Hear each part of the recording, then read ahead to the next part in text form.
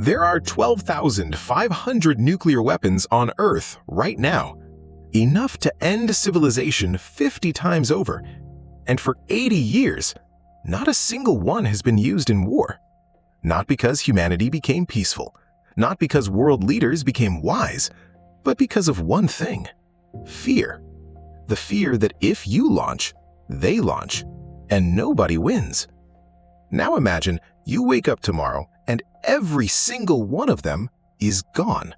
Not disarmed, not negotiated away, vanished. Does the world become safer, or does it become far more dangerous? Before we continue, your question for today: if nuclear weapons disappeared overnight, which country do you think would become the most dangerous within 10 years, and why? Drop your answer in the comments. New here? Subscribe now for more. To understand what disappears with the weapons, you have to understand what the weapons actually do. Since 1945, the world has lived under what strategists call mutually assured destruction, MAD, and the acronym is intentional. The logic is simple and terrifying. If any nuclear power launches a first strike, the target retaliates before the missiles even land. Both sides are destroyed. No winner, no survivor, no point. And because of that logic, the major powers never fought each other directly.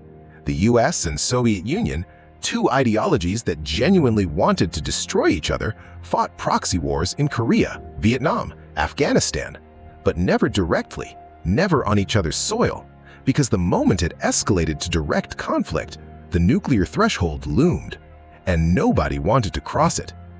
Political scientists have a name for this era: the Long Peace. The period from 1945 to today is statistically the least deadly era for great power conflict in recorded human history. Not because we became better, because we became afraid. Now remove the thing we're afraid of, and watch what happens. The moment nuclear weapons disappear, the global balance of power doesn't gradually shift, it shatters. Within hours, intelligence agencies around the world confirm the weapons are gone. Every nuclear power, the US, Russia, China, UK, France, India, Pakistan, Israel, North Korea, all simultaneously disarmed, equally, completely. The phone calls start immediately: Moscow to Beijing, Washington to London, Islamabad to New Delhi. Not to celebrate, to assess. Because every nation that built its entire foreign policy around nuclear deterrence now has to answer one question: what do we do now?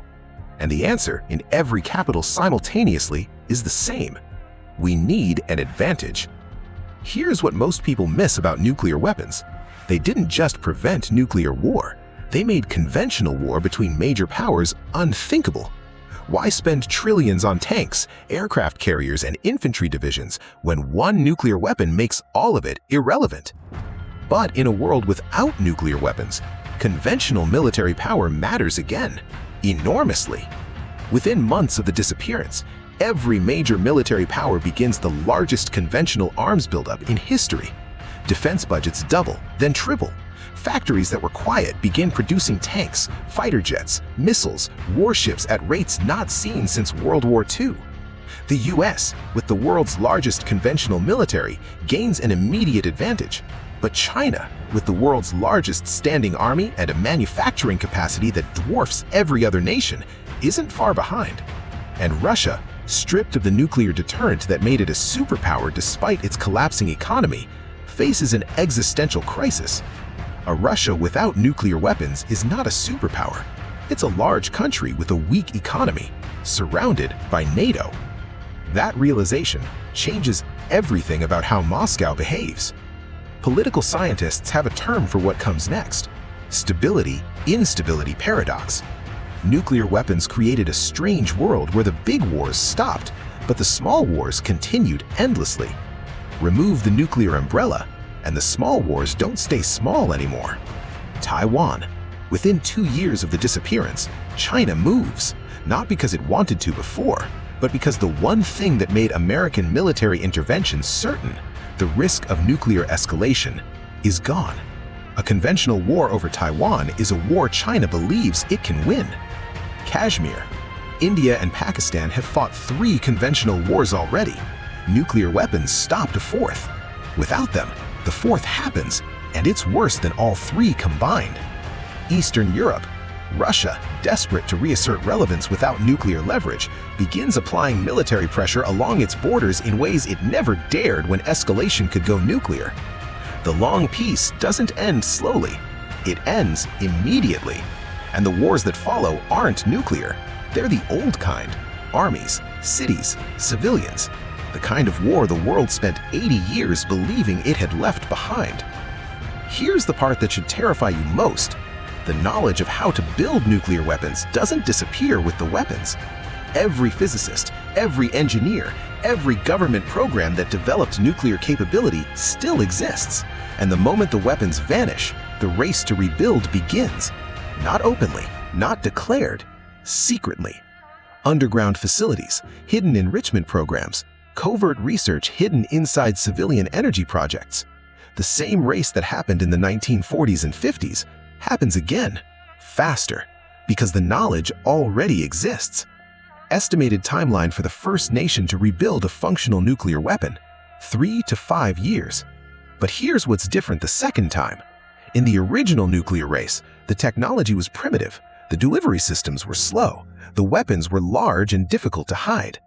80 years of technological advancement later, the weapons are smaller, the delivery systems are faster. Hypersonic missiles that travel at 20 times the speed of sound, AI-guided targeting, miniaturized warheads that fit in a briefcase. The second nuclear age wouldn't look like the Cold War. It would be faster, less predictable, more dangerous. And this time, more countries get there first, not just the 9 that had them before. 20, 30, more. The disappearance of nuclear weapons doesn't end the nuclear age.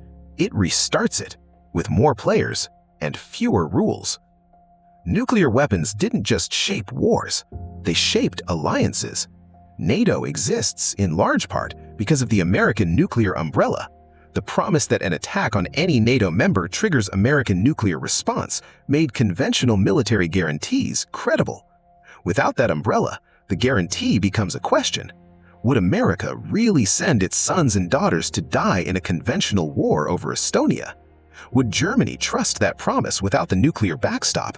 Would Japan, surrounded by a nuclear rebuilding China and North Korea racing to reconstitute its arsenal, wait for American conventional forces to arrive by sea? Or would Japan do what it has always had the technical capacity to do?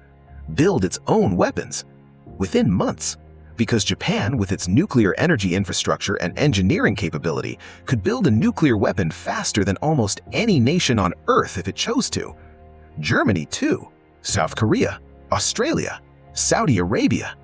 The disappearance of nuclear weapons doesn't create a more peaceful alliance structure. It creates a more fragmented one. Every nation reassessing whether the partnerships built under nuclear deterrence still make sense in a world of conventional power. The answer, for most of them, is no.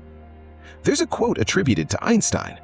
"I know not with what weapons World War III will be fought, but World War IV will be fought with sticks and stones."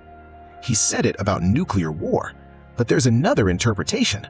Maybe the weapons themselves, as monstrous as they are the reason World War III hasn't happened.